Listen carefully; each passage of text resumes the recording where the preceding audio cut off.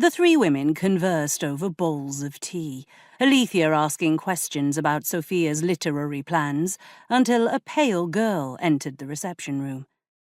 Slim and tall, faithful Collier appeared surprisingly childlike, despite being 17. Maybe it was her clothing, for she wore the unadorned white dress of a very young girl, and her hair was loose, curly, and billowing exuberantly from a pale blue silk ribbon tied at the nape of her neck. Or maybe it was the wide, guileless blue of her eyes, the pink bow of her mouth. The girl was pretty, but carried herself with no self-conscious air. Anne had expected Faithful to be timid, frightened even.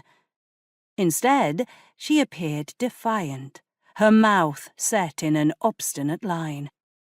Introductions made, Miss Sophia said to the girl, "Miss Collier, I've been concerned, after the incident on the roof, and your astonishing contention that you received ghostly visitations, urging you to self-destruction.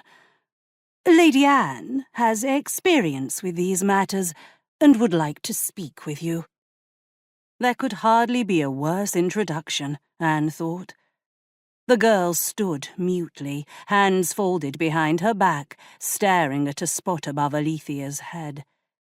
She had been mishandled, and would not trust easily, Anne thought, having been in similar situations. She cast a look at her friend.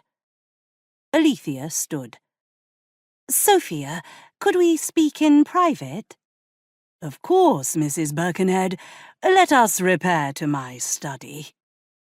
Once they were gone, Anne said, "May I call you Faithful?"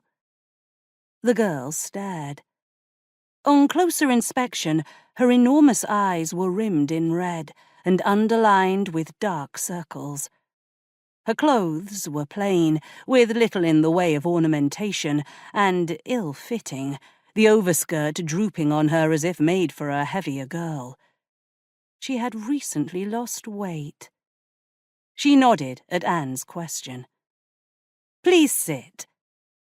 The girl obeyed, perching on the edge of one of the chairs. "You say you were bidden by a ghost to leap from the rooftop. Is that true?" No response. "I will not ridicule you, Faithful, I promise it. My sole aim is to help you." She didn't move. Something must break the silence. "Come here. Sit beside me, please." She did as she was told, her weight making barely any indentation on the sofa. Gentling her voice, Anne said, "Faithful, you can talk to me. I promise not to tease or ridicule you, no matter what you say. Were you told to go up to the roof, to jump off?"